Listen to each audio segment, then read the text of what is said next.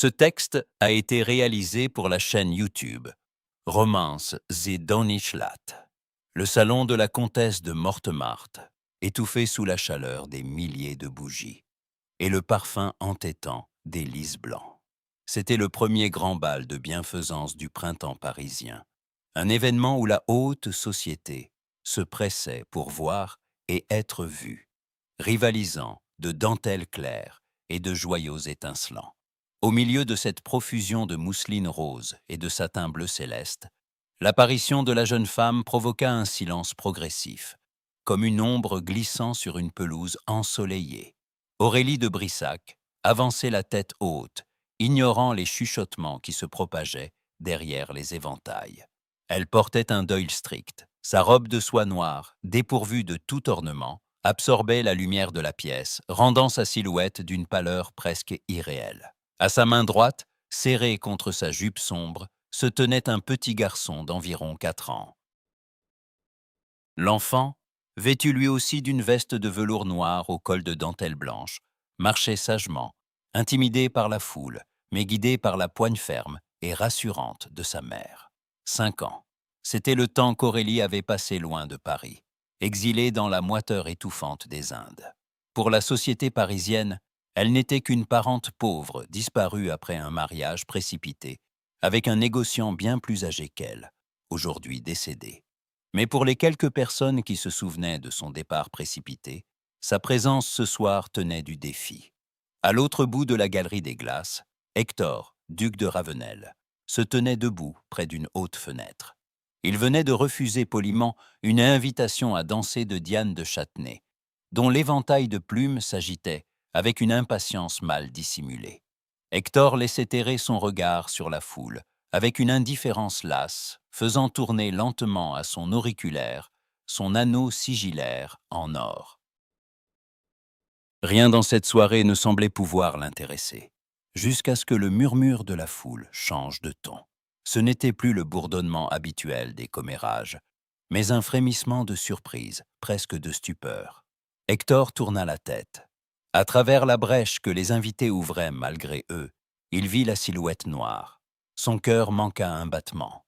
Ce profil délicat, cette démarche fière qu'il aurait reconnue entre mille, c'était elle, Aurélie, celle qu'il avait aimée avec la fureur de ses 20 ans, celle qu'il avait abandonnée du jour au lendemain pour s'embarquer vers l'océan Indien avec un autre homme. Une colère froide, nourrie par 5 années de regrets et d'incompréhension, monta en lui. Il fit un pas en avant, bien décidé à ignorer cette femme et à quitter le bal sur le champ pour ne pas lui faire l'honneur d'un regard. Mais alors qu'il s'apprêtait à tourner les talons, le petit garçon qui accompagnait Aurélie leva les yeux vers les lustres de cristal. La lumière frappa de plein fouet le visage de l'enfant. Hector s'immobilisa, le souffle coupé. Un frisson glacé lui parcourut l'échine. Ce n'était pas possible. Sous les boucles brunes de l'enfant brillaient 2 yeux d'une nuance extraordinaire. Un verre d'eau glacé cerclé d'un anneau d'or pur. C'était le regard des Ravenel. Une caractéristique physique unique, transmise de génération en génération, que lui-même possédait et dont il était si fier. Dans toute la France, personne d'autre ne portait ces yeux-là. Autour d'eux, le silence s'était fait presque total. Les invités observaient que le duc, puis l'enfant, puis à nouveau le duc. Les regards complices s'échangeaient. Les sourires entendus se dessinaient sur les lèvres des courtisans. Le scandale était instantané, muet, mais dévastateur. Aurélie sentit le piège social se refermer sur elle. Elle avait anticipé les murmures, mais pas cette confrontation immédiate. Elle resserra sa prise sur la main de son fils, sentant son propre cœur battre à tout rompre sous son corsage de crêpe. Elle refusa de baisser les yeux. Elle fixa Hector, bravant le regard de l'homme qu'elle avait autrefois tant aimé, et qui la regardait maintenant comme s'il voyait un fantôme. Hector traversa la piste de danse. Sa démarche était rapide, impérieuse, celle d'un homme habitué à ce que la terre entière s'écarte sur son passage. Diane de Châtenay tenta de retenir son bras au passage, mais il la repoussa d'un geste sec sans même la regarder. Ses yeux dorés et verts ne quittaient pas le visage du petit garçon. Lorsqu'il s'arrêta devant Aurélie, la distance entre eux n'était plus que de 2 pas. L'odeur de la pluie et de la soie noire de la jeune femme lui monta à la gorge, réveillant des souvenirs qu'il avait cru enterrés à jamais. Aurélie, dit-il, et sa voix, bien que basse, résonna avec la force d'un coup de tonnerre dans le silence du salon. Monsieur le duc, répondit-elle d'une voix remarquablement stable, inclinant légèrement la tête sans plier le genou. Hector posa son regard sur l'enfant. Le petit Léo, intimidé par la haute stature de cet homme en habit de soirée, se cacha à demi derrière les jupes de sa mère, mais continua de le fixer avec cette même couleur d'yeux, si troublante. Le doute n'était plus permis. Cet enfant était le sien. « Qui est ce garçon ?» demanda Hector, sa voix tremblant légèrement sous le coup de l'émotion et de la fureur contenue. « Mon fils, Léo, » répondit calmement Aurélie. « Il porte le nom de mon défunt époux, monsieur de Brissac. » Un murmure incrédule parcourut l'assistant. Hector sentit la colère l'envahir. Comment osait-elle mentir ainsi devant toute la cour? Comment osait-elle attribuer les yeux des Ravenel à un vieux marchand de tissus des Indes? Il vit les sourires moqueurs des invités et comprit que chaque seconde passée dans ce salon détruisait un peu plus l'honneur de sa maison. Il fit un pas de plus, envahissant l'espace personnel d'Aurélie. « Vous allez me suivre », ordonna-t-il d'un ton qui n'admettait aucune réplique. Immédiatement, Aurélie redressa le menton, une lueur de défi brillant dans ses propres yeux sombres. « Je ne pense pas que nous ayons quoi que ce soit à nous dire, monsieur le duc. Mon fils et moi venons d'arriver et nous comptions justement nous retirer. » « Ce n'était pas une requête, Aurélie, » murmura Hector, ses mâchoires contractées. « Si vous refusez de me suivre de votre plein gré, je ferai évacuer ce salon par la garde, et le scandale de demain sera 10 fois pire pour vous et pour cet enfant. Suivez-moi. » Il se tourna vers la porte dérobée qui menait aux appartements privés de la comtesse de Mortemart, dont il connaissait parfaitement la disposition. Sans attendre sa réponse, il commença à marcher. Aurélie mesura le danger. Si elle fuyait maintenant, elle passerait pour une coupable aux yeux du monde. Si elle restait, Léo deviendrait la cible de toutes les cruautés de la cour. Elle jeta un regard circulaire sur la foule de visages curieux et hostiles qui l'entouraient. Elle n'avait pas le choix. Serrant la main de son fils, elle emboîta le pas au duc, le froissement lourd de sa robe de deuil, marquant chacun de ses pas dans le silence retrouvé de la grande galerie. En franchissant le seuil du salon privé, elle savait que sa vie venait de basculer à nouveau, et que le secret qu'elle avait si jalousement gardé pendant 5 ans venait d'éclater au grand jour. Le cabinet de travail du duc de Ravenel, situé dans son hôtel particulier du Faubourg Saint-Germain, était une pièce austère, tapissée de cuir sombre et de rayonnage de chêne, chargée de reliures anciennes. Seul le crépitement d'un feu de cheminée et la lueur de quelques bougies venaient adoucir l'atmosphère pesante de cette nuit d'orage naissant. Sur un large canapé de velours vert, le petit Léo s'était endormi, terrassé par la fatigue de la soirée, son visage d'ange encadré de boucles brunes tournées vers le dossier. Aurélie restait debout près de la fenêtre, observant les gouttes de pluie qui commençaient à rayer les vitres. Elle avait refusé le fauteuil qu'Hector lui avait désigné d'un geste sec. Elle gardait ses mains gantées de noir croisées devant elle, sa silhouette sombre se découpant sur les rideaux de Damas. Hector, quant à lui, arpentait la pièce comme un fauve en cage. Il avait jeté son habit de bal sur une chaise et desserré sa cravate de soie blanche. À chaque fois qu'il passait près du canapé, ses yeux verts et or se posaient sur l'enfant endormi, avec une intensité presque douloureuse, avant de revenir se fixer sur Aurélie. 5 ans, finit-il par lâcher, sa voix rauque trahissant une colère mal contenue. 5 ans de silence absolu. Vous disparaissez du jour au lendemain pour épouser un marchand de soie plus vieux que mon propre père. Vous partez pour l'autre bout du monde. Et vous revenez aujourd'hui avec un enfant qui porte mon visage. Que cherchez-vous, Aurélie? Quel est votre but? Aurélie tourna lentement la tête vers lui. Son visage était pâle, mais ses yeux sombres brillaient d'une résolution inébranlable. « Je ne cherche rien qui ne m'appartienne déjà, monsieur le duc.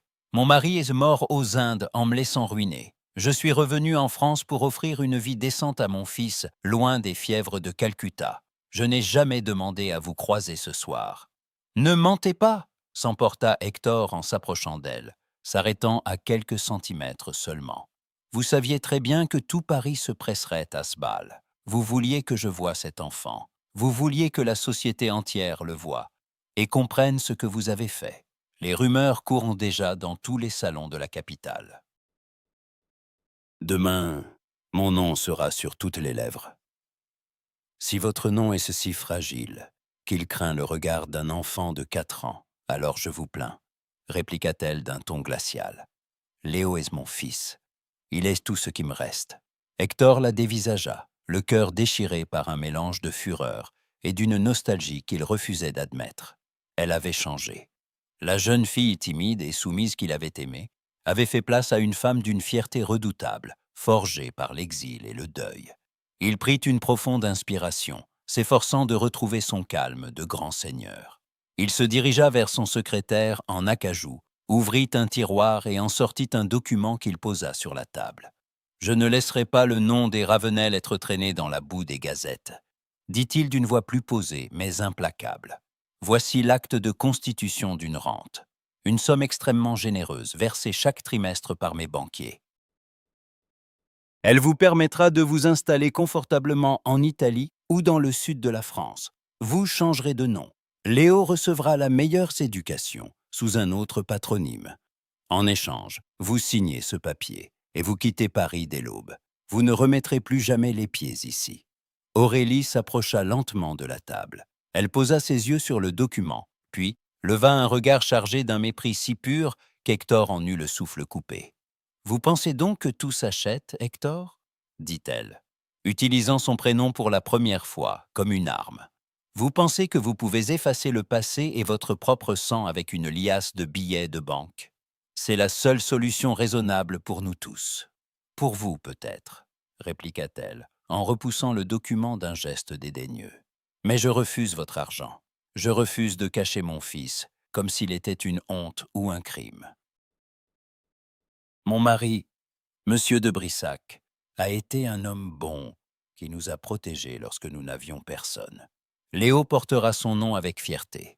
Je ne me cacherai pas en Italie pour complaire à votre lâcheté. » Le mot frappa Hector de plein fouet. Ses poings se crispèrent. « Prenez garde, Aurélie, vous oubliez à qui vous vous adressez. Je suis le duc de Ravenel.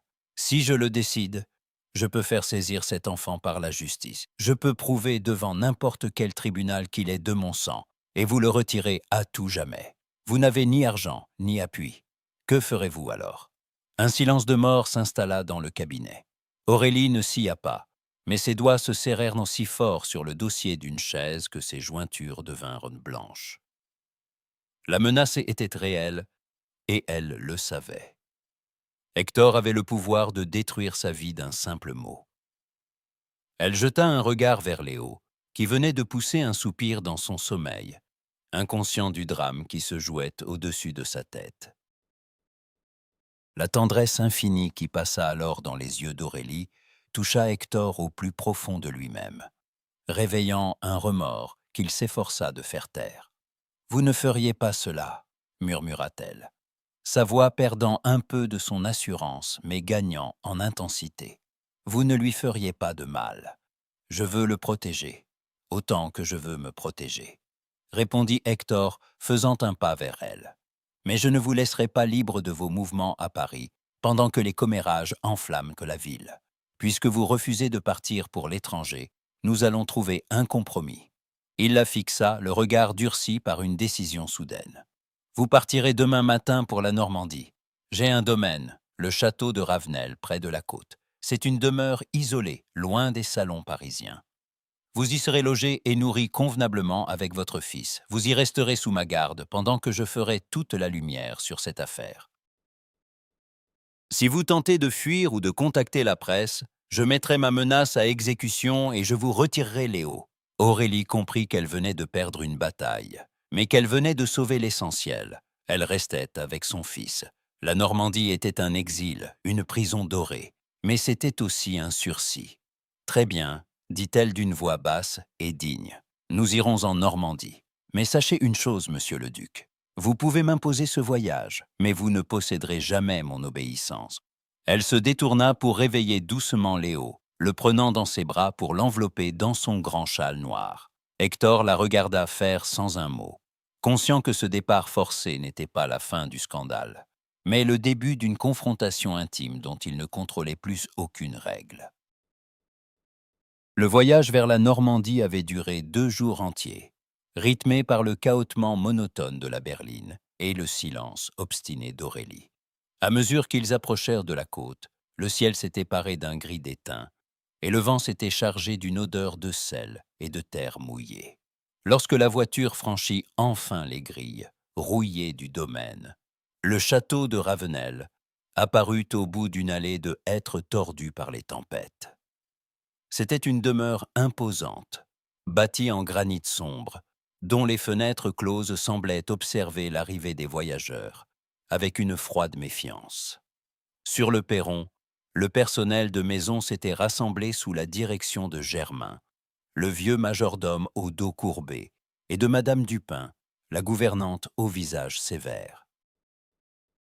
La nouvelle du retour de la jeune veuve des Indes, et surtout les circonstances de son exil précipité, avait déjà traversé les provinces.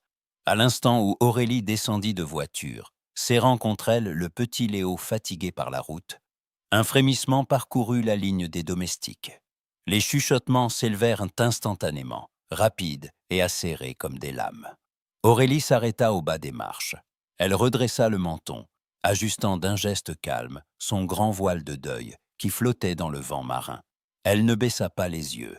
Au contraire, elle posa sur chacun d'eux un regard si froid et si digne que les murmures s'éteignirent l'un après l'autre. « Vos commentaires manquent de discrétion », dit-elle d'une voix claire qui porta sans peine malgré les rafales de vent. « Je suis Madame de Brissac.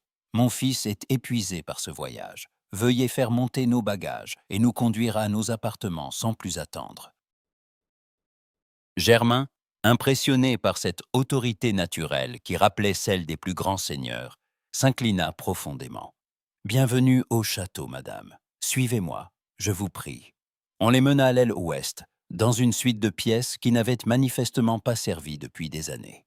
L'air y était frais et confinait à l'humidité, mais un feu venait d'être allumé dans la cheminée de la nursery. C'était une grande pièce aux murs tendus de tapisseries décolorées, représentant des scènes de chasse.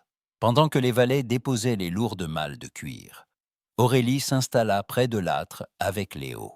Elle retira délicatement la petite veste de velours de son fils et commença à le frictionner pour le réchauffer. L'enfant, les yeux lourds de sommeil, se blottit contre elle.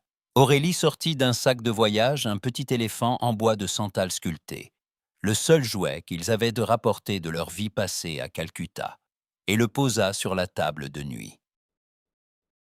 C'était un repère familier dans ce monde de pierre et de secrets. « Est-ce que le monsieur en colère va venir ici, maman ?» demanda doucement Léo, en frottant ses yeux fatigués. Aurélie sentit un pincement au cœur. Elle caressa les boucles brunes de son fils, évitant de croiser ce regard vert et or qui lui rappelait tant de souvenirs douloureux. « Non, mon chéri, le duc est resté à Paris. Nous sommes en sécurité ici. Dors maintenant. » Elle chanta une vieille berceuse indienne à voix basse, jusqu'à ce que la respiration du petit garçon devienne régulière et profonde. Elle resta un long moment à le regarder et dormir, se demandant combien de temps elle pourrait le protéger de la curiosité du monde et de l'ambition d'un père qui refusait de l'aimer. La nuit tomba rapidement sur la côte normande, apportant avec elle une pluie battante qui fouettait les vitres du château. Aurélie s'était retirée dans le petit salon, attenant à la nursery, essayant de lire à la lueur d'une seule bougie. Le silence de la grande demeure n'était troublé que par les gémissements du vent dans les cheminées. Soudain, un bruit sourd retentit au rez-de-chaussée. Des voix pressées s'élevèrent dans le vestibule, suivies par le claquement lourd de la porte d'entrée. Aurélie se leva d'un bond, le cœur battant à tout rompre. Elle sortit dans le couloir sombre et s'approcha de la balustrade qui surplombait le grand hall. En bas, un homme venait d'entrer. Son grand manteau de voyage était trempé de pluie, et de l'eau ruisselait de ses cheveux sombres sur ses épaules. Il tendit sa cravache à Germain, d'un geste sec, et commença à défaire les boucles de son col. C'était Hector. Il leva les yeux et croisa le regard d'Aurélie, qui se tenait immobile au sommet de l'escalier. Sans un mot, il monta les marches 4 à 4, sa silhouette imposante bloquant le passage dans le couloir étroit. L'odeur de la pluie, du cuir mouillé et du cheval émanait de lui, brisant l'atmosphère confinée de la demeure. « Que faites-vous ici » demanda Aurélie, s'efforçant de garder une voix ferme malgré la panique qui la gagnait. « Vous deviez rester à Paris, c'était notre accord. » Hector s'arrêta devant elle. Son visage était marqué par la fatigue du voyage et par une tension extrême. Ses yeux verts d'eau glacée brillaient d'une lueur sombre sous la lumière de la bougie qu'elle tenait. « La corde a changé », répondit-il d'une voix sourde. « Paris est devenu un enfer. Diane de Châtenay et ma mère ont déjà commencé à répandre les pires calomnies sur votre retour. Si je restais là-bas sans rien faire, la réputation de ma famille serait détruite avant la fin de la semaine. Et votre solution est de venir vous enfermer ici avec nous? C'est le meilleur moyen de confirmer toutes les rumeurs. » « Les rumeurs n'ont plus d'importance si je contrôle ce qui se passe ici, » répliqua Hector en faisant un pas de plus vers elle, l'obligeant à reculer d'un pas. « Je ne suis pas venu pour me cacher, Aurélie. Je suis venu pour observer mon fils, et je ne compte pas repartir de sitôt. À partir de ce soir, je m'installe au château. Nous allons vivre sous le même toit, que cela vous plaise ou non. » Aurélie sentit le sol se dérober sous ses pieds. L'exil tranquille qu'elle avait espéré venait de se transformer en un huis clos dangereux. En s'installant au château, Hector brisait la distance de sécurité qu'elle avait si soigneusement établie entre eux.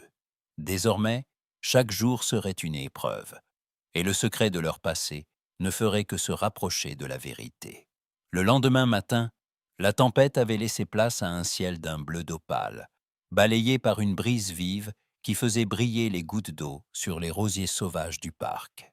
Au château de Ravenel, l'air sentait la terre mouillée, la résine et l'océan tout proche.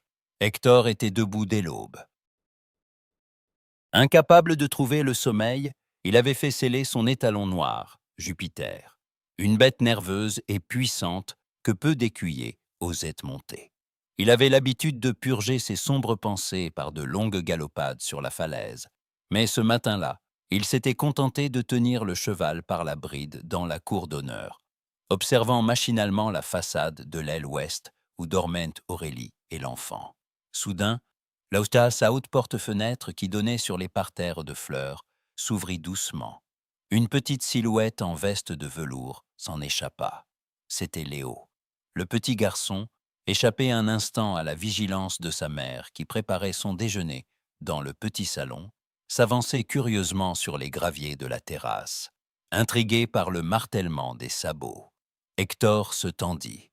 Jupiter, agacé par le vent, s'ébroua bruyamment et frappa le sol de son sabot ferré, faisant résonner les pierres. N'importe quel enfant de 4 ans se serait enfui en pleurant. Passy. Mais Léo s'arrêta, penchant la tête sur le côté, avant de reprendre sa marche d'un pas délibéré, les yeux grands ouverts. « Léo, stop !» murmura Hector d'une voix basse mais ferme, n'osant élever le ton de peur d'effrayer l'animal. L'enfant ne l'entendit pas. Il s'approcha tout près de la bête monumentale, tendant une petite main hardie vers le museau sombre du cheval. Hector retint son souffle. En un éclair, la peur d'un accident horrible lui glaqua le sang. Oubliant son arrogance, oubliant son rang, il s'élança d'un bond, lâcha la bride de Jupiter et vint s'interposer doucement, s'agenouillant dans le gravier mouillé entre le cheval et le petit garçon. « Doucement, mon garçon », dit Hector d'une voix d'une douceur inhabituelle, plaçant son bras massif pour protéger le corps fragile de l'enfant, tout en posant l'autre main sur le chanfrein de l'étalon pour le calmer. C'est un grand cheval. Il faut lui parler avant de le toucher. Léo ne trembla pas. Il fixa l'homme agenouillé devant lui, puis leva son petit visage au soleil. À quelques pouces de distance, Hector reçut le choc de cette ressemblance aveuglante. Sous la lumière matinale, les yeux de Léo étincelaient, ce verre d'eau profonde cerclé d'un anneau d'or si pur qu'il en était troublant. C'était son propre regard, le regard de tous les ducs de Ravenel depuis 2 siècles, mais adouci par la pureté de l'enfance. « Il est beau », dit simplement Léo, désignant le cheval. « Il s'appelle comment ?» Hector sentit une boule se former dans sa gorge, une émotion d'une puissance inattendue qui lui coupa la parole pendant quelques secondes. La main de l'enfant vint se poser avec confiance sur sa manche de drap sombre. Ce contact innocent provoqua chez le duc un basculement profond. Ce n'était pas une menace pour son nom ou sa réputation qui se tenait là. C'était son fils. Un être fait de sa propre chair, vivant et vulnérable. « Il s'appelle Jupiter », répondit Hector, sa voix s'étranglant légèrement. « Veux-tu toucher son nez? Il ne te fera aucun mal. » Il guida la petite main d'enfant sur le pelage doux du cheval. Léo laissa échapper un petit rire émerveillé qui s'envola dans l'air frais du matin. Hector sourit malgré lui, un vrai sourire qui n'avait plus rien de la froideur parisienne, éclairant son visage habituellement si sévère. « Léo !» Le cri déchirant d'Aurélie retentit depuis la terrasse. Elle accourait, le visage décomposé par la terreur, sa longue robe de deuil volant autour de ses chevilles. Elle se jeta sur la terrasse, attrapa son fils et le tira brusquement en arrière, le serrant contre sa poitrine, comme si elle voulait le protéger d'un monstre. « Ne le touchez pas !» cria-t-elle à l'adresse d'Hector. Le souffle court, ses yeux sombres pleins de panique et de colère. « Ne vous approchez pas de lui !» Hector se releva lentement. Jupiter s'éloigna de quelques pas pour brouter l'herbe du parterre. Le duc observa Aurélie. Elle tremblait de tous ses membres, couvrant Léo de son corps, père prête à se battre contre le monde entier, pour préserver son enfant. Elle était là, sans phare, sans bijoux, belle d'une beauté sauvage et désespérée. L'amertume qui rongeait Hector depuis 5 ans s'effrita soudain. Il repensa aux accusations qu'il lui avait jetées à la figure la veille. Qu'elle était une intrigante, qu'elle l'avait quitté pour l'argent d'un autre, qu'elle cherchait le scandale. Mais une femme cupide et manipulatrice se comporterait-elle ainsi? Aurait-elle élevé un enfant avec une telle ferveur, loin de tout luxe, dans la dignité du deuil? Une faille venait de s'ouvrir dans ses certitudes. « Il ne risquait rien, Aurélie », dit Hector d'une voix calme, exempte de toute dureté. « Je ne laisserai jamais rien lui arriver. »« Vous ne le connaissez pas, » répliqua-t-elle en reculant d'un pas, maintenant Léo derrière elle. « Vous n'avez aucun droit sur lui. »« Il est mon fils, » répondit-il doucement. « Et vous le savez. » Aurélie soutint son regard, mais pour la première fois, elle vit dans les yeux du duc autre chose que de la fureur ou du mépris. Elle y vit une pitié troublée, un doute grandissant et une étincelle de cette tendresse oubliée qui avait autrefois fait battre son cœur. « Rentrez à l'intérieur », reprit Hector avec une bienveillance inattendue. L'air du matin est vif. Je vais demander à la gouvernante de vous faire servir du chocolat chaud dans le petit salon. Il ne chercha pas à la retenir. Il ramassa la bride de son cheval et s'éloigna vers les écuries d'un pas lent, la tête basse. Aurélie le regarda partir, stupéfaite par ce changement d'attitude. La froideur glaciale du maître de Ravenel venait de céder la place à une sollicitude confuse, qui lui faisait bien plus peur que sa colère, car elle menaçait de renverser toutes les barrières qu'elle avait mis 5 ans à dresser contre lui. Le crissement brutal d'une lourde berline sur les graviers de la cour d'honneur brisa le calme de l'après-midi. Dans le grand salon du château, Aurélie, qui aidait Léo à dessiner avec des fusains, se redressa aussitôt. Un pressentiment glacial lui serra la poitrine. Ce n'était pas l'équipage d'Hector, mais une voiture de voyage massive, frappée aux grandes armes des Ravenel, flanquée de laquais, en livrée de cérémonie. Quelques instants plus tard, le bruit sec et régulier d'une canne à pommeau d'argent résonna sur le marbre du vestibule. La porte du salon s'ouvrit à 2 battants.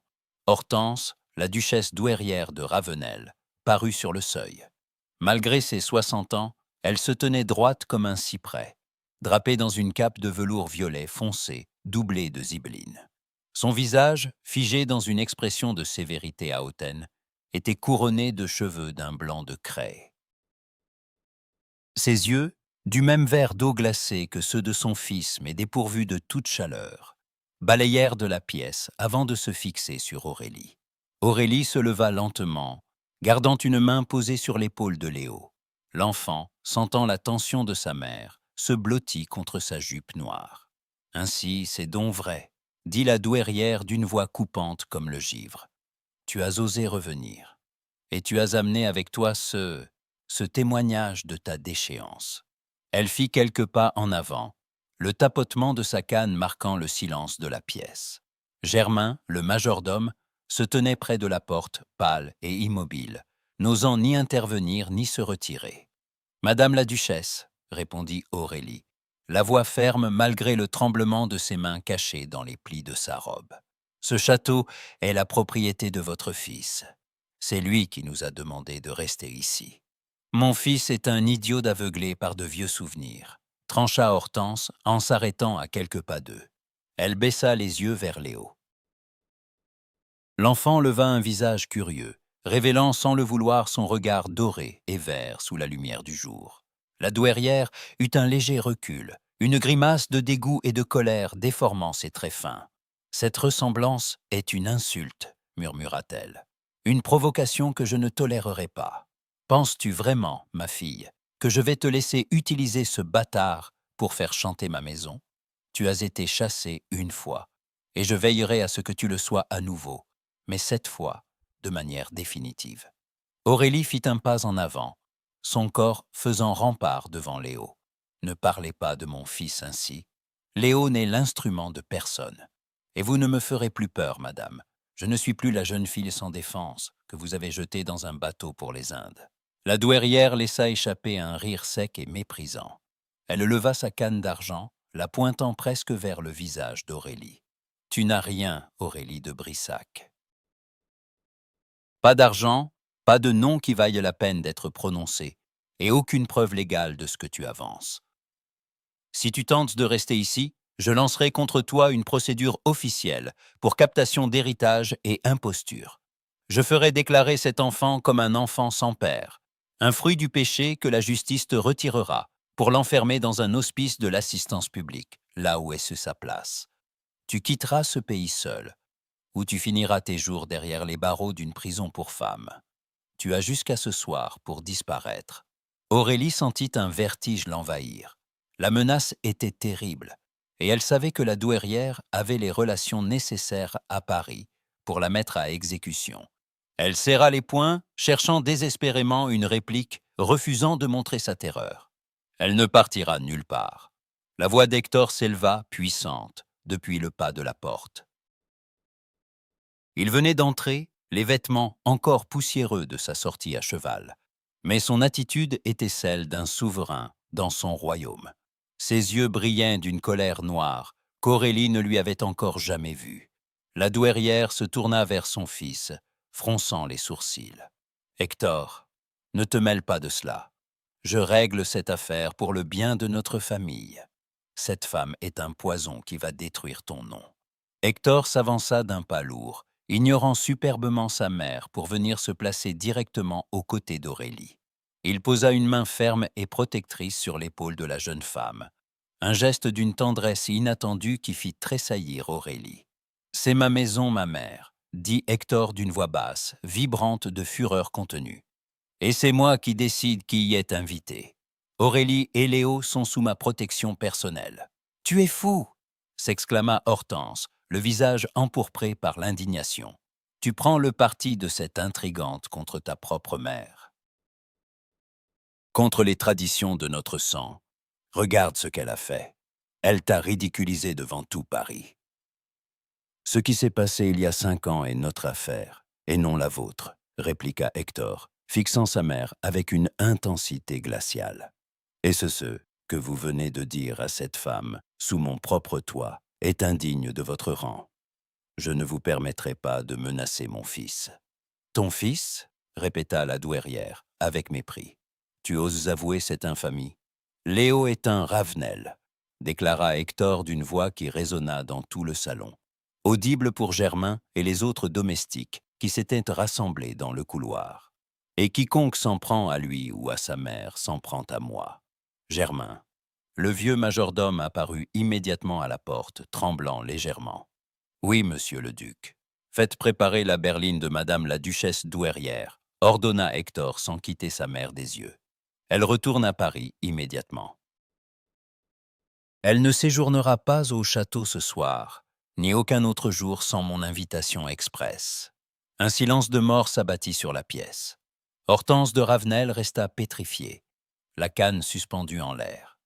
Jamais, au grand jamais, son fils ne s'était opposé à elle de la sorte. La rébellion était totale, publique, irrévocable. « Tu le regretteras, Hector », murmura la douairière, la voix tremblante de rage. « Tu as choisi ton propre déshonneur. » Elle fit demi-tour et quitta la pièce d'un pas précipité, le tapotement de sa canne s'éloignant rapidement sur le marbre avant que la grande porte du château ne se referme avec un bruit sourd. Dans le salon, la tension retomba d'un coup. Aurélie se tourna vers Hector, le regard troublé. Elle venait de voir l'homme le plus fier de l'aristocratie briser le lien le plus sacré de sa vie de famille pour la défendre, elle et son enfant. La distance entre eux venait de se réduire à néant. Mais le prix à payer pour cette victoire venait d'ouvrir une guerre ouverte avec la haute société parisienne. La tempête d'été éclata sur la côte normande avec une violence inattendue, transformant la nuit en un tumulte d'eau et de vent. De lourds rideaux de pluie fouettaient les hautes fenêtres de la bibliothèque du château, tandis que le tonnerre grondait à intervalles réguliers, faisant trembler les boiseries sombres. Dans cette vaste pièce éclairée seulement par les braises mourantes de la cheminée et une unique lampée à huile, l'atmosphère était lourde d'électricité. Aurélie était descendue chercher un livre pour tromper son insomnie, pensant trouver la pièce déserte. Elle s'était arrêtée devant les rayonnages, sa robe de soie noire se confondant avec les ombres de la pièce. Mais en se tournant, elle sursauta. Hector était là, assis dans un grand fauteuil de cuir près de l'âtre, un verre de cristal à la main. Il ne buvait pas. Il fixait simplement les flammes, le visage marqué par une profonde lassitude. Elle fit un pas pour se retirer, mais le parquet cria sous sa bottine. « Restez, je vous prie », dit Hector sans lever les yeux. « La tempête est trop forte pour dormir. » Aurélie hésita, puis s'approcha lentement de la table de chêne. Le silence qui s'installa entre eux était plus lourd que le tonnerre qui grondait au dehors. Depuis le départ précipité de la douairière le matin même, ils ne s'étaient pas parlé. L'affrontement restait suspendu au-dessus de leur tête, comme une promesse d'orage, plus destructrice encore que celle de la nature. « Vous avez été d'une grande dureté avec votre mère », dit doucement Aurélie, rompant enfin le silence. « Le tout Paris ne vous le pardonnera pas. » Hector leva les yeux vers elle. Sous la faible lueur de la lampe, ses yeux verts et or brillaient d'une lueur sombre, presque fiévreuse. « Ma mère a franchi une ligne qu'elle n'aurait jamais dû approcher, » répondit-il d'une voix sourde. « Elle a menacé ce que j'ai de plus précieux. Mais ne jouez pas les saintes avec moi, Aurélie. Si nous en sommes là, c'est parce que vous avez choisi de fuir il y a 5 ans. C'est votre fuite qui a tout déclenché. » Aurélie sentit la colère, contenue depuis trop d'années, monter en elle comme une vague brûlante. Elle posa le livre qu'elle tenait sur la table avec un claquement sec. « Ma fuite ?» répéta-t-elle, la voix tremblante d'une indignation retenue. « Vous croyez toujours que je suis partie de mon plein gré ? Vous croyez toujours à cette fable de l'intrigante qui préfère l'or d'un vieux marchand de soie à vos belles promesses ? C'est ce que tout le monde a constaté. » S'emporta Hector en se levant brusquement, faisant vaciller son verre. « Vous avez disparu en une nuit. 1 mois plus tard, on apprenait votre mariage avec Brissac, à bord d'un navire en partance pour Calcutta. Que devais-je penser? J'ai couru chez vous, j'ai trouvé votre maison vide.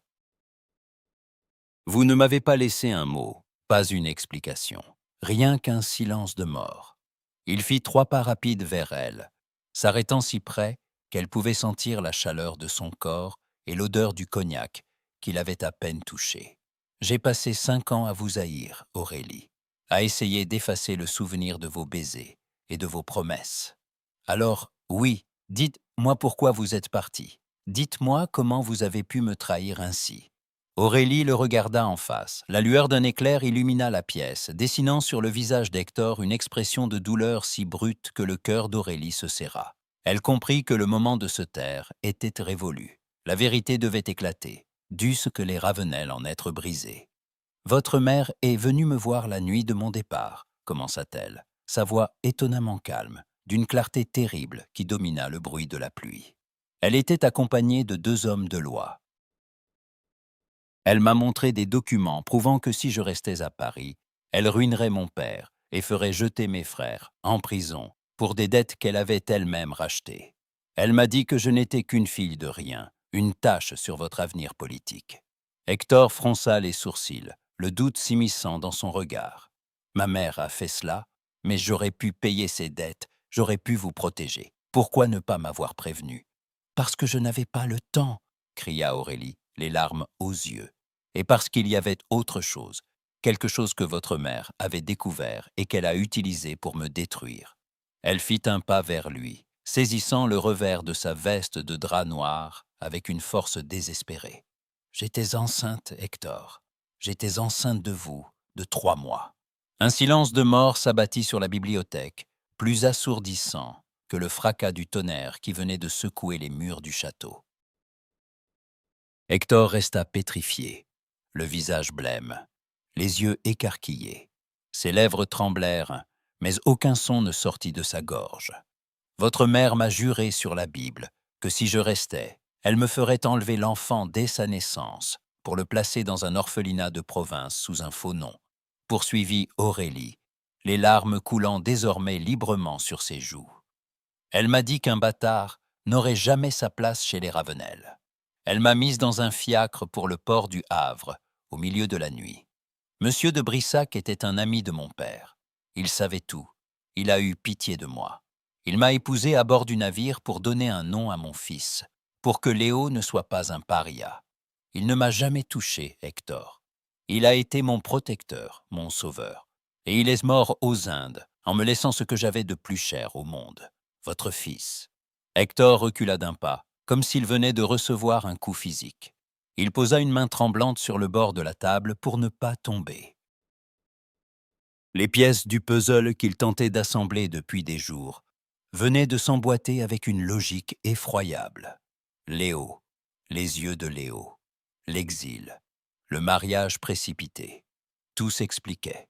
Sa mère avait orchestré ce mensonge pour sauver les apparences, le laissant, lui, sombrer dans la haine et le désespoir, pendant qu'Aurélie affrontait seule la misère et l'exil avec son enfant. « Mon Dieu !» murmura-t-il, sa voix se brisant dans un sanglot étouffé. « Mon Dieu, qu'ai-je fait ?» Il regarda ses propres mains, les mains d'un homme qui avait menacé de lui retirer son fils, d'un homme qu'il avait accusé de vénalité, alors qu'elle avait tout sacrifié pour sauver leur enfant. Une honte immense, écrasante, l'envahit. Il leva les yeux vers Aurélie. Elle se tenait devant lui, tremblante de détresse mais toujours droite, la tête haute malgré les larmes qui brillaient sur ses joues. Il fit un pas vers elle, tendant une main hésitante, n'osant plus la toucher, tant il se sentait indigne d'elle. « Aurélie, pardonnez-moi, je vous en supplie. » Il posa doucement ses doigts sur sa joue mouillée. À ce contact, Aurélie ferma les yeux, laissant échapper un soupir tremblant. La haine et la méfiance qui les séparaient depuis 5 ans venaient de s'effondrer sous le poids de cette vérité partagée. La tempête continuait de faire rage au dehors, mais dans la pénombre de la bibliothèque, le lien qui les unissait venait de renaître, plus fort et plus douloureux que jamais. Au matin, la tempête avait laissé place à une clarté crue et froide. L'air lavé par la pluie entrait par les grandes fenêtres du hall d'honneur, où le personnel de maison se tenait en rang serré, immobile et silencieux. La duchesse douairière, qui avait refusé de prendre la route en pleine nuit sous l'orage, s'était retranchée dans le salon de musique. Elle exigeait que Germain lui remette les clés des archives familiales et les grands livres de comptes du domaine, affirmant que son fils était devenu fou et qu'elle devait assumer la régence des biens des Ravenel. Lorsque la porte à double battant s'ouvrit, un silence plus lourd encore s'abattit sur la pièce. Hector entra. Il n'avait pas dormi. Ses traits étaient tirés, mais ses yeux brillaient d'une résolution froide et coupante. Il s'avança vers sa mère sans un mot, ignorant les murmures des domestiques. Hortense de Ravenel se tenait debout près du piano, serrant contre sa poitrine un lourd trousseau de clés en fer forgé, symbole de son autorité sur les demeures de la famille. « Hector », dit-elle d'une voix qui se voulait ferme, mais qui trahissait une légère hésitation devant la mine sombre de son fils. « J'ai ordonné à Germain de préparer les inventaires. Puisque tu refuses de voir le danger que représente cette femme, je vais veiller moi-même à ce que le patrimoine de ton père ne soit pas dilapidé pour des... » « Assez !»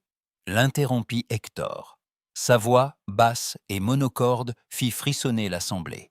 Il fit un pas de plus. La distance qui le séparait de sa mère n'était plus que d'1 mètre. « Vous avez régné sur cette maison par le mensonge et la terreur pendant 5 ans, ma mère. Vous avez brisé des vies pour préserver une idée de l'honneur qui n'est que de la cruauté. Aujourd'hui, votre règne s'arrête. »« De quoi oses-tu parler ?»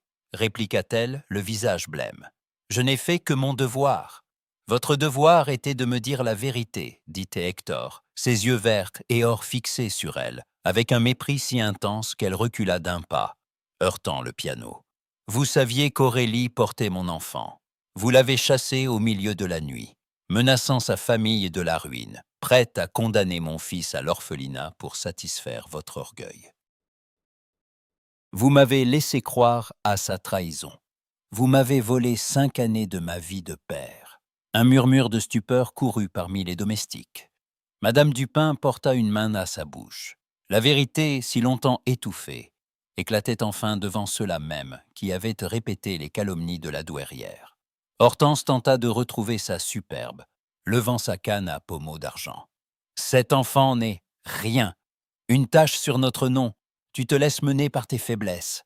Cet enfant est mon unique héritier, » trancha Hector. « Et vous n'avez plus aucun droit sur lui, ni sur cette maison. » D'un geste rapide et précis, il saisit le lourd trousseau de clés que sa mère serrait contre elle. Hortense tenta de résister, mais la poigne de fer d'Hector ne lui laissa aucune chance. Il détacha les clés de ses doigts tremblants. Le cliquetis du métal résonna dans le hall comme le glas de son autorité. Germain appela le duc sans quitter sa mère des yeux.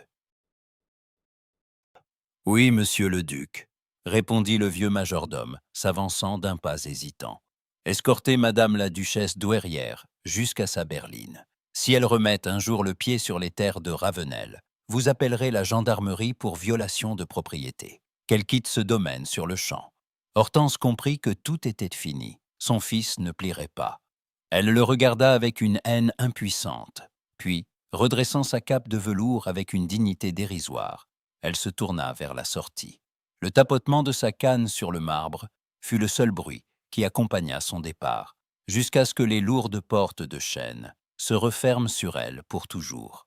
Hector resta immobile au centre du hall, le trousseau de clés pesant lourdement dans sa main.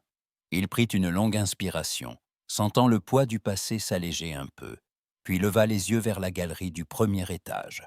Aurélie était là. Elle avait assisté à toute la scène, debout contre la balustrade de bois sombre, tenant Léo par la main. Son visage était calme, presque indéchiffrable. Hector monta lentement l'escalier. Les domestiques se dispersèrent en silence, retournant à leurs tâches.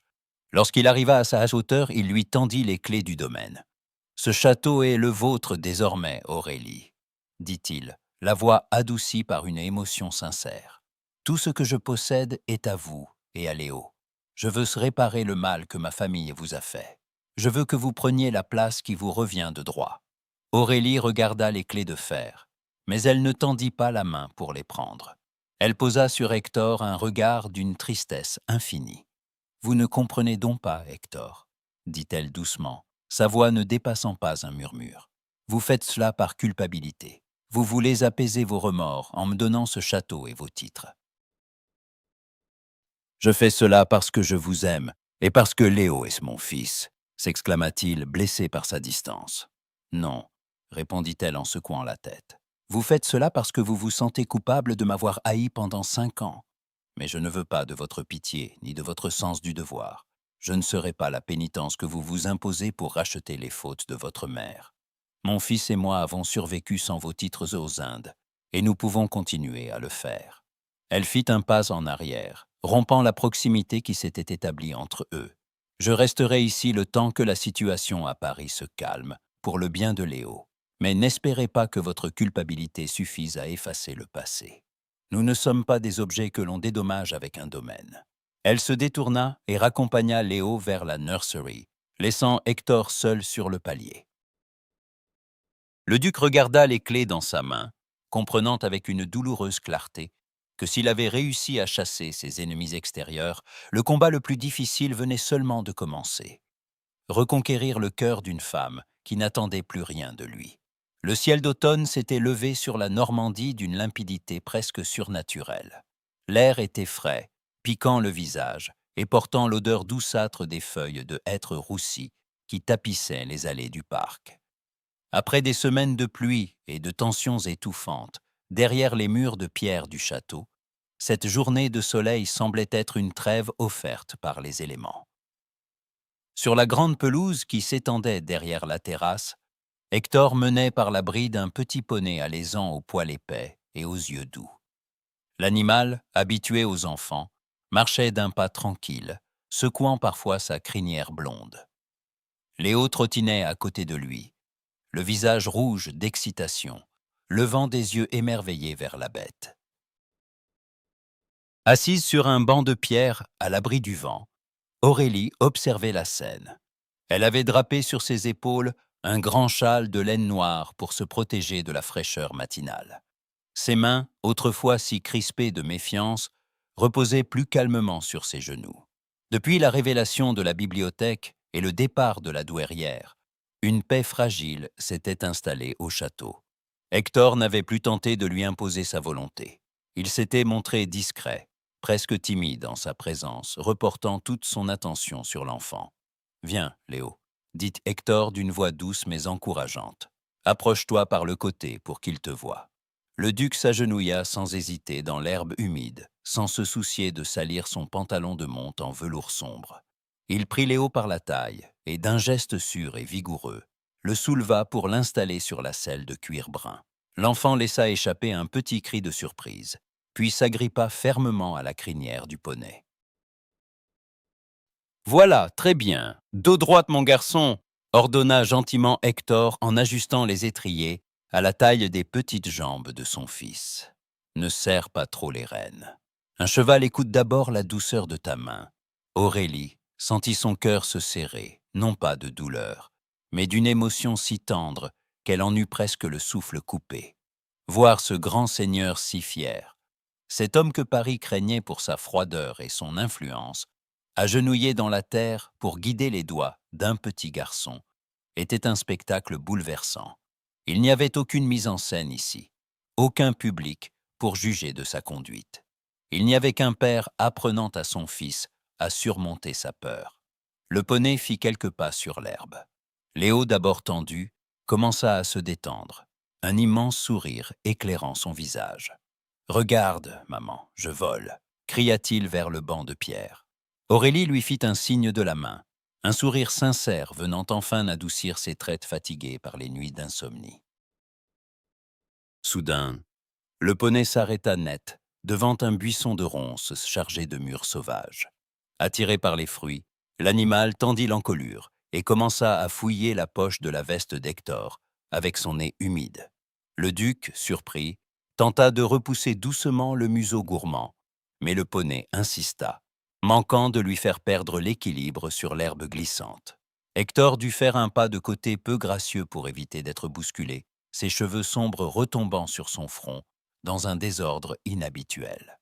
Léo éclata d'un rire pur, cristallin, qui résonna dans tout le parc. « Il veut te manger, papa. Il croit que tu es une pomme. » En entendant ce mot, « papa », prononcé pour la première fois de la bouche de l'enfant avec une telle évidence, Hector s'immobilisa. Il regarda Léo, puis, voyant la mine réjouie de son fils et l'air obstiné du poney qui mâchonnait le rabat de sa poche, il laissa échapper un rire. Ce n'était pas le rire poli des salons parisiens, mais un rire franc, sonore, qui venait du fond de la poitrine. Un rire qu'Aurélie n'avait pas entendu depuis leurs après-midi secrets dans les bois de Ravenel, 5 ans plus tôt. Entendre ce rire brisa la dernière digue qu'Aurélie avait dressée dans son cœur. Sans y penser, elle se mit à rire à son tour. Un rire doux qui s'éleva dans l'air frais de l'automne. Hector tourna la tête vers elle. Leurs regards se croisèrent au-dessus de la selle du poney.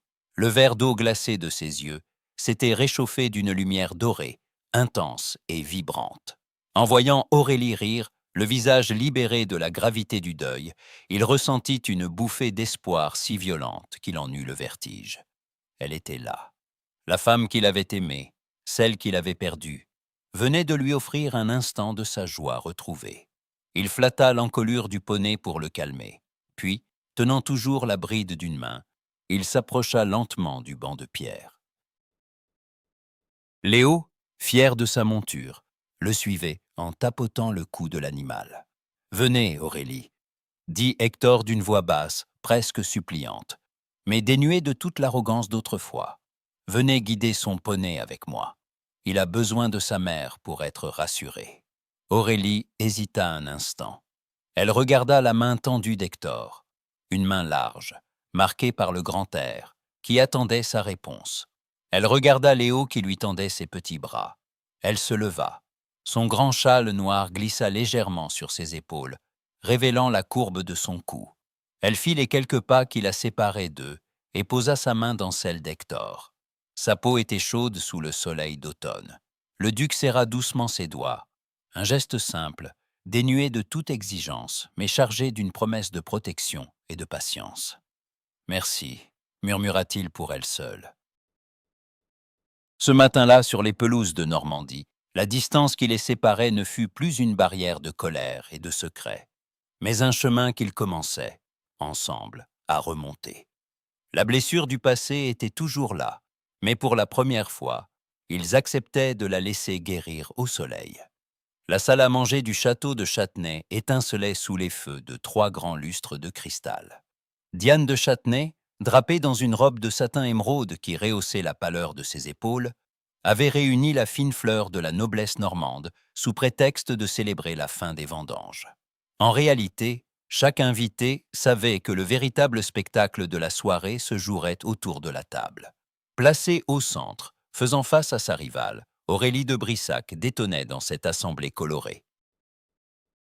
Fidèle à sa promesse de dignité, elle portait une robe de velours noir, dont le col haut mettait en valeur la finesse de son cou.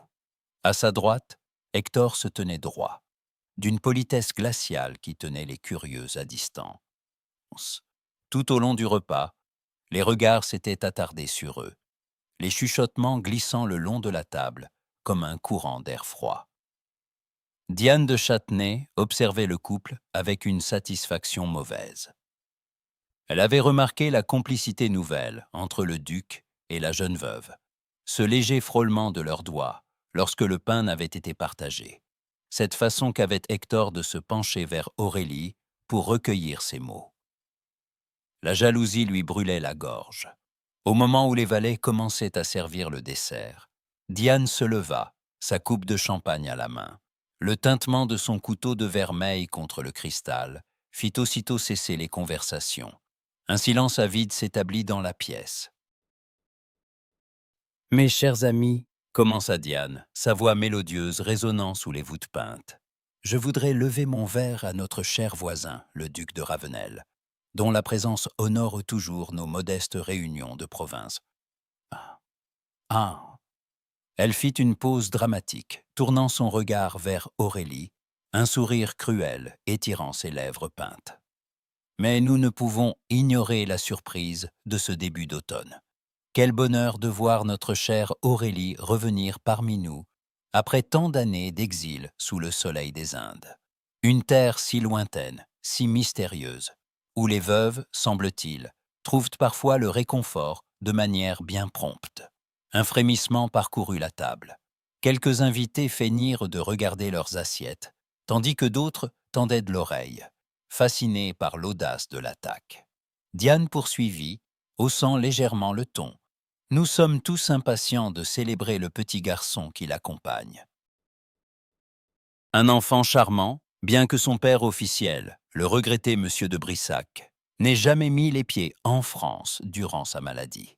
La génétique a parfois des caprices extraordinaires, n'est-ce que c'est pas? Donner à un enfant des Indes les yeux exacts de la lignée des Ravenel.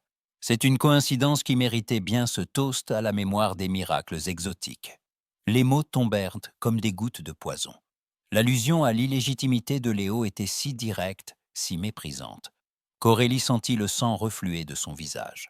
Ses mains se crispèrent sous la nappe, ses ongles s'enfonçant dans la paume de ses mains pour s'empêcher de trembler. L'humiliation publique était totale. Le piège de Diane venait de se refermer, offrant la réputation d'Aurélie en pâture à la province. Avant qu'Aurélie ne puisse esquisser un geste pour se lever et fuir cette pièce hostile, une main puissante se posa sur la sienne. Hector s'était levé. Sa haute stature dominait l'assemblée.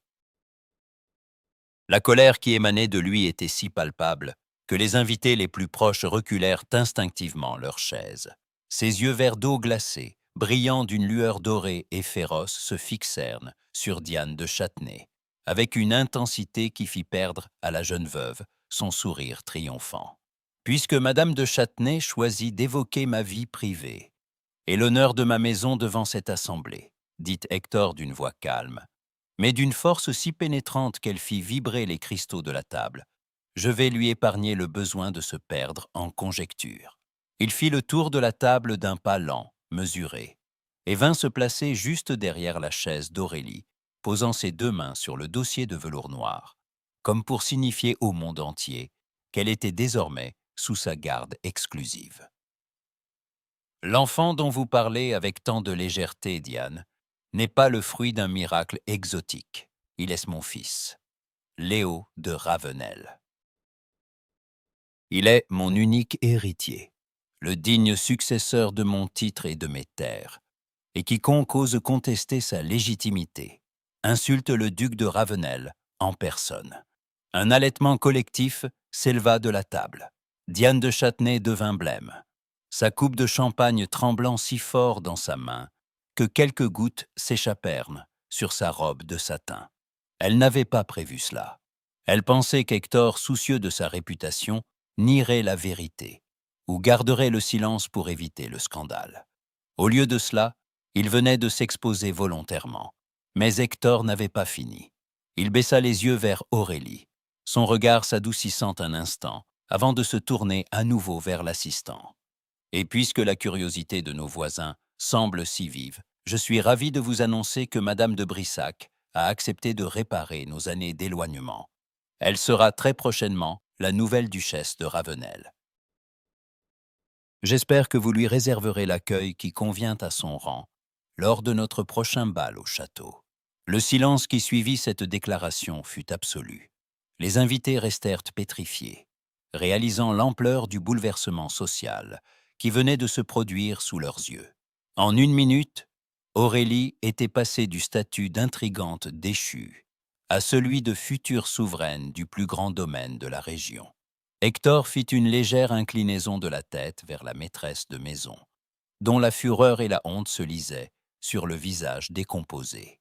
« Nous vous remercions pour cette excellente soirée, Diane, mais ma fiancée est fatiguée et nous devons nous retirer. » Il offrit son bras à Aurélie. Celle-ci se leva d'un mouvement fluide, sa robe de soie noire glissant sur le parquet. Elle posa sa main sur la manche de drap fin d'Hector. Bien que son cœur batte à tout rompre face à cette déclaration de mariage qu'elle n'avait jamais acceptée, elle garda la tête haute, traversant la salle à manger sous les regards désormais respectueux et craintifs de la société locale. Ce n'est que lorsqu'ils furent installés dans l'obscurité de la berline qui les ramenait vers Ravenel que la tension éclata. Aurélie retira brusquement sa main du bras d'Hector, se tournant vers lui avec un regard brillant de colère et d'incompréhension. « Pourquoi avez-vous fait cela ?» demanda-t-elle, la voix tremblante. « De quel droit annoncez-vous notre mariage devant toute la province sans m'avoir consulté ? Vous avez utilisé ma détresse pour faire une démonstration de force. » Hector la regarda à travers la pénombre de la voiture, son visage marqué par une gravité nouvelle. « Je l'ai fait pour vous protéger, Aurélie, et pour protéger notre fils. À partir de ce soir, plus personne n'osera chuchoter sur son passage. Mais vous devez comprendre que cette décision nous lie désormais d'une manière que nous ne pouvons plus ignorer. Le monde sait que vous allez être ma femme. Il n'y a plus de retour en arrière possible. » La berline s'arrêta devant le perron du château de Ravenel, dans un crissement de gravier mouillé. Sans attendre qu'un laquais vienne lui ouvrir la portière, Aurélie descendit, sa longue traîne de velours noir glissant sur le marchepied. Elle avait besoin d'air, de silence, et surtout d'échapper à la présence étouffante d'Hector, qu'il avait observé en silence durant tout le trajet de retour. Elle traversa le grand vestibule désert et se dirigea d'un pas rapide vers le jardin d'hiver, cette immense serre de verre et de fer forgé attenante au salon. Là, sous la haute coupole où filtrait la lumière argentée de la lune, l'air était tiède, chargé du parfum entêtant des orangers en pot et du jasmin sauvage. C'était son refuge secret depuis son arrivée. Le clapotis régulier d'une petite fontaine de marbre blanc apportait une paix bienvenue, contrastant avec le tumulte de ses pensées. Elle s'appuya contre le montant de fer forgé, fermant les yeux pour calmer les battements de son cœur. Elle entendit le grincement de la porte vitrée, avant même de voir Hector. Il entra d'un pas mesuré, mais la tension de ses épaules trahissait son agitation. Il avait jeté ses gants sur une table de rotin et déboutonné le col de sa redingote. À la lueur de la lune, ses yeux verts d'eau glacée brillaient d'une intensité inquiète. « Aurélie, nous devons parler, » dit-il, sa voix résonnant doucement sous le dôme de verre. « Vous avez fui mon regard durant tout le voyage. » Elle ouvrit les yeux et se tourna lentement vers lui, croisant les bras sur sa poitrine, comme pour se protéger. « Parler ? De quoi, Hector ? De la façon dont vous avez disposé de mon avenir et de celui de mon fils devant la moitié de la province ? Vous avez annoncé notre mariage comme s'il s'agissait d'une affaire réglée, sans même daigner m'en toucher un mot auparavant. J'ai fait ce que l'honneur exigeait, » répliqua Hector en s'approchant d'elle. Diane de Châtenay cherchait à vous traîner dans la boue, à faire de Léo un bâtard aux yeux de tous. Voulez-vous que notre fils grandisse sous le poids de la honte ? Le nom de Ravenel est le seul bouclier assez puissant pour vous protéger tous les deux. Léo ne portera jamais la honte, répondit Aurélie, le menton dressé. Il porte le nom de Brissac, le nom d'un homme bon qui nous a sauvés lorsque votre propre famille nous jetait à la rue. Ce que vous avez fait ce soir à ce dîner n'était pas pour Léo, ni pour moi. C'était pour votre propre fierté. Vous ne supportiez pas que l'on puisse contester ce qui vous appartient. Hector s'arrêta à 2 pas d'elle. La lumière lunaire dessinait les lignes dures de son visage, mais pour la première fois, Aurélie y décela une fêlure, une détresse qui n'avait rien à voir avec l'arrogance ducale. « C'est faux, » dit-il d'une voix plus basse, presque sourde. « Je veux réparer le passé. Je veux vous donner le titre, la fortune, la place qui vous reviennent. C'est ma responsabilité de père et d'homme. » « Votre responsabilité, » répéta-t-elle avec une tristesse infinie. Voilà le mot. Le devoir, la culpabilité. Vous vous réveillez chaque matin avec le remords de m'avoir laissé partir aux Indes, et vous pensez qu'en m'offrant un contrat de mariage et une couronne de duchesse, vous effacerez vos fautes. Mais je ne suis pas une dette que l'on rembourse, Hector. Je ne suis pas votre pénitence, mon passé. Elle fit un pas vers lui, le fixant avec une clarté qui semblait lire au plus profond de son âme. « Je refuse ce mariage. » Le mot tomba dans le silence de la serre comme une sentence. Hector resta pétrifié, le visage blême. Dans son monde, on ne refusait pas le duc de Ravenel. Encore moins une veuve sans ressources dont la réputation dépendait entièrement de son bon vouloir. « Vous refusez ?» répéta-t-il incrédule. « Mais c'est de votre vie qu'il s'agit. Si vous refusez mon nom après ma déclaration publique, la société vous détruira. Vous serez banni de tous les salons. » « Qu'elle me bannisse, » répliqua Aurélie, une lueur farouche dans les yeux. « J'ai survécu aux fièvres de Calcutta. J'ai survécu à la pauvreté et à la perte de mon protecteur. Je sais ce qu'est la vraie solitude. Ce que je crains bien plus que les commérages de vos Parisiens, c'est d'entrer dans votre demeure en sachant que vous me regardez avec pitié. Je crains de devenir votre épouse par charité. » Elle posa sa main sur une feuille de palmier, sentant sa fraîcheur sous ses doigts pour s'ancrer dans la réalité. « Si je dois me marier à nouveau, ce sera pour être aimé, pour ce que je suis, et non pour ce que vous croyez me devoir. Je ne veux pas d'un époux qui me protège par obligation morale ou par remords. » Hector la regarda, et son armure de grand seigneur se fendit complètement.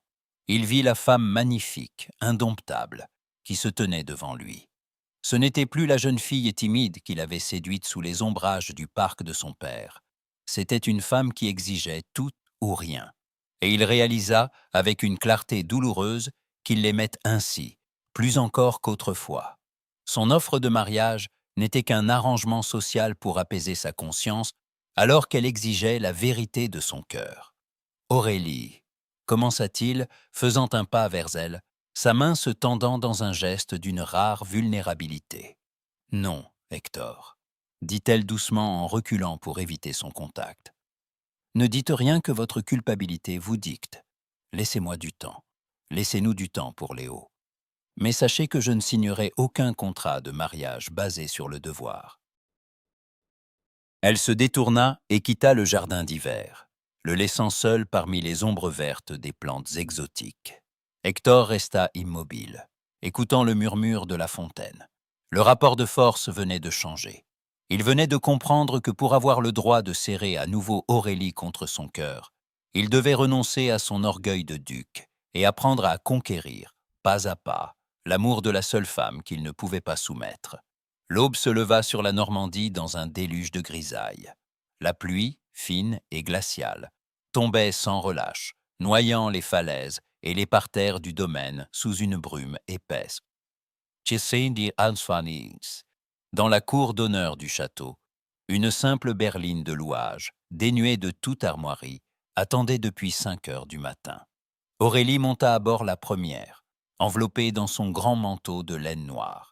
Elle portait Léo dans ses bras, endormi et lourd de sommeil, emmitouflé dans une couverture de laine.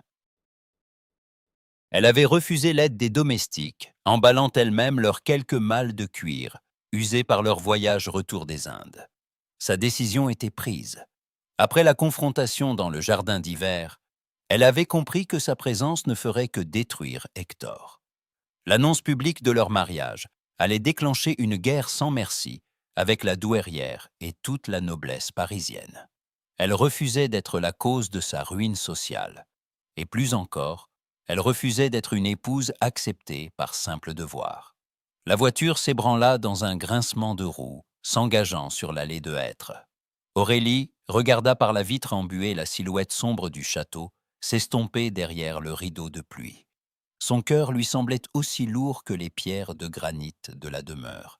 Mais elle redressa le menton. Elle avait survécu à l'exil une fois. Elle survivrait à nouveau. La berline roulait depuis près d'1 heure sur la route côtière, luttant contre la boue épaisse qui ralentissait les chevaux. Léo s'était réveillé et serrait contre lui son petit éléphant en bois de santal, observant le visage tendu de sa mère. Soudain, un bruit sourd et rapide s'éleva derrière eux, dominant le martèlement de la pluie sur le toit de cuir. Le galop furieux d'un cheval. Aurélie se pencha vers la portière. À travers les vitres ruisselantes, elle vit apparaître une silhouette familière. Hector. Il montait son étalon noir, Jupiter sans chapeau, ses cheveux sombres collés à son front par l'eau, son grand manteau de drap trempé de pluie volant derrière lui. L'animal était couvert d'écume, ses naseaux fumant dans l'air froid. « Arrêtez !» cria la voix d'Hector, puissante et désespérée, dominant le vent. « Arrêtez cette voiture !» Le cocher, reconnaissant la voix impérieuse du duc, tira sur les rênes. La berline glissa sur le chemin de terre et s'arrêta dans un cahotement brutal près d'un bosquet de pins courbé par le vent marin. Avant même que la voiture ne soit complètement immobilisée, Hector sauta de sa monture. Il manqua de glisser sur le sol détrempé, mais se rétablit et projeta la portière de la berline, avec une violence qui fit sursauter Léo. L'odeur de la pluie, de la sueur du cheval et du grand air froid envahit instantanément l'habitacle confiné. Hector se tenait sur le marchepied, le souffle court, sa poitrine se soulevant rapidement sous sa chemise mouillée. Ses yeux verts d'eau glacée, d'ordinaire si calmes et calculateurs, étaient écarquillés par une terreur sauvage, la peur de l'avoir perdu pour toujours. « Pourquoi ?» demanda-t-il, sa voix tremblant de colère et de détresse. « Pourquoi fuyez-vous ainsi, comme une voleuse, au milieu de la nuit ?» Aurélie serra Léo contre elle, s'efforçant de garder sa voix ferme malgré les larmes qui menaçaient de la submerger. « Pour vous sauver, Hector ?» répondit-elle d'un ton qui se voulait implacable. « Paris ne vous pardonnera jamais ce mariage. Votre mère utilisera chaque salon pour vous détruire. Diane de Châtenay fera de notre vie un enfer. Je refuse d'être le boulet qui vous entraînera vers le fond. Je refuse que vous me preniez par pitié ou par obligation. »« Par pitié », répéta Hector, un rire amer et désespéré lui échappant. « Vous croyez vraiment que je suis ici par pitié ?» Sans un mot de plus, il saisit la main d'Aurélie. Sa poigne était chaude, malgré le froid de la pluie. D'un geste ferme mais infiniment doux, il l'invita à descendre de la voiture. Aurélie, subjuguée par l'intensité de son regard, posa le pied sur le marchepied et descendit sur le chemin de terre, s'abritant sous le grand manteau d'Hector qu'il ouvrit pour elle. Là, sur cette route de boue, sous la pluie battante qui fouettait leur visage, le duc de Ravenel fit ce que personne dans toute la noblesse de France n'aurait cru possible. Il plia le genou. Le fier Hector de Ravenel, l'homme devant qui les ministres s'inclinaient, s'agenouilla dans la boue froide du chemin, juste devant elle. Il prit les deux mains d'Aurélie dans les siennes, levant vers elle un visage baigné de pluie et de larmes qu'il ne cherchait même plus à cacher. « Je m'en moque de Paris, Aurélie, » murmura-t-il, sa voix brisée par l'émotion. « Je m'en moque de mon titre, de ma réputation et des chuchotements des salons. Laissez-les me détruire s'ils le veulent, oh, cela n'a aucune importance. La seule ruine que je redoute, c'est de passer le reste de mes jours dans ce château vide, en sachant que je vous ai laissé partir une seconde fois par ma propre faute. » Il serra ses mains contre sa poitrine, là où son cœur battait à un rythme fou. « Je ne vous propose pas ce mariage par devoir ou pour apaiser mes remords. Je vous supplie de devenir ma femme parce que je vous aime. Je vous aime depuis le premier jour où je vous ai vu dans le parc de mon père, et je n'ai jamais cessé de vous aimer, même quand je croyais vous haïr. Sans vous et sans notre fils, je ne suis qu'une ombre. Restez, Aurélie.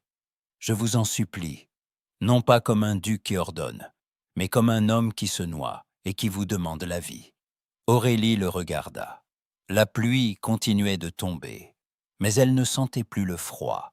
Elle vit l'homme qu'elle aimait, éperdu d'amour, dépouillé de toute son arrogance, agenouillé à ses pieds dans la terre. La sincérité de sa douleur et la force de sa déclaration balayèrent les derniers doutes qui lui restaient.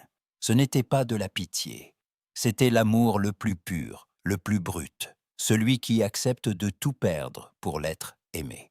Elle laissa échapper un sanglot, mais cette fois de délivrance. Elle s'agenouilla à son tour dans la boue, jetant ses bras autour du cou d'Hector.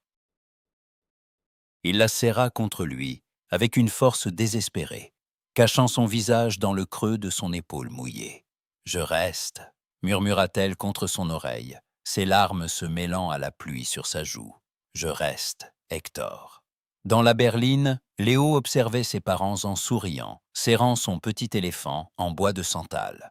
Sur cette route perdue de Normandie, sous l'orage d'automne, le duc de Ravenel venait de remporter la plus belle de ses victoires, non pas en imposant sa volonté, mais en s'abandonnant tout entier à l'amour de sa vie. Le retour vers le château ne serait pas un retour vers l'exil, mais le premier pas vers leur véritable destin. La chapelle privée du château de Ravenel était baignée d'une lueur d'or. Des dizaines de bougies de cire d'abeille, disposées sur l'autel de pierre, et le long des bancs de chêne sombre chassaient les ombres de l'automne normand. L'air y était doux, parfumé d'encens et de brassées de fleurs blanches cueillies le matin même dans les serres. Loin du faste froid de la capitale, cette cérémonie se voulait un secret partagé, un havre de paix après la tempête. Aurélie s'avançait lentement sur la nef de pierre. Elle avait enfin quitté sa robe de deuil. Pour ce jour, elle portait une robe de soie d'un ton crème très doux, dont la traîne bruissait doucement sur les dalles anciennes. Son seule parure était un simple voile de dentelle fine qui encadrait son visage serein. À ses côtés, Léo marchait fièrement, vêtu d'une petite veste de velours vert bouteille, tenant le coussin de satin blanc où reposait l'alliance. Hector l'attendait devant l'autel. En la voyant s'avancer, le duc sentit une émotion si vive lui serrer la gorge qu'il dut fermer brièvement les yeux. L'arrogant seigneur de Paris avait fait place à un homme éperdu de reconnaissance. Ses yeux verts d'eau glacée et d'or brillaient d'une promesse solennelle. La cérémonie fut brève, intime, célébrée par le vieux prêtre de la paroisse qui les connaissait depuis leur enfance. Seul Germain, Madame Dupin et quelques domestiques fidèles assistaient à l'union, formant une garde d'honneur bienveillante autour des mariés. Au moment d'échanger les consentements, Hector prit la main d'Aurélie. Ses doigts étaient nés chaudes et stables. Il fit glisser à son annulaire non pas un lourd joyau de famille destiné à afficher son rang, mais un anneau d'or pur, simple et délicat. Par cette alliance, murmura-t-il, sa voix résonnant, avec une douceur profonde sous les voûtes de pierre. Je lie mon destin au vôtre, Aurélie. Je vous donne mon nom, ma vie et mon cœur, sans condition et pour toujours. Et je reçois votre nom et votre amour, Hector, non comme un devoir, mais comme le plus précieux des présents, répondit Aurélie en levant les yeux vers lui, un sourire ému éclairant son visage. Lorsque le prêtre les déclara mari et femme, Hector se pencha pour déposer sur les lèvres d'Aurélie un baiser tendre, scellant leur réconciliation définitive. Léo laissa échapper un petit rire joyeux, ravi de voir ses parents enfin réunis. Mais la véritable épreuve de cette journée se jouait derrière les portes de la chapelle. Dans le grand hall d'honneur du château, la noblesse locale et les représentants de la gentry normande s'étaient rassemblés pour la réception. La nouvelle du mariage secret avait circulé comme une traînée de poudre. Beaucoup étaient venus poussés par la curiosité, s'attendant à trouver une épouse humiliée ou un duc contraint par le scandale. Les grandes portes de la chapelle s'ouvrirent à deux battants. Hector et Aurélie parurent sur le seuil, marchant côte à côte, leurs mains unies. Léo marchait juste devant eux. À leur apparition, les murmures des invités s'éteignirent instantanément. Le duc s'avança jusqu'au milieu de la galerie, dominant l'assemblée de sa haute stature. Sa présence physique et son autorité naturelle imposaient le respect. Il posa sa main libre sur l'épaule de Léo, présentant l'enfant à la foule. « Mes chers voisins, » dit Hector, sa voix portant sans effort dans le grand hall, « je vous remercie d'être venus partager notre joie. Je suis prou de vous présenter mon épouse, la duchesse de Ravenel. » Il marqua une pause, son regard balayant l'assistance avec une assurance tranquille, qui interdisait toute contestation. « Et voici mon fils, Léo de Ravenel. À partir de ce jour, il est officiellement reconnu comme mon unique héritier et le futur duc de cette maison. » Léo, impressionné mais confiant sous la main protectrice de son père, leva la tête. Ses yeux, ce verre d'eau unique cerclé d'or, captèrent la lumière des grands lustres.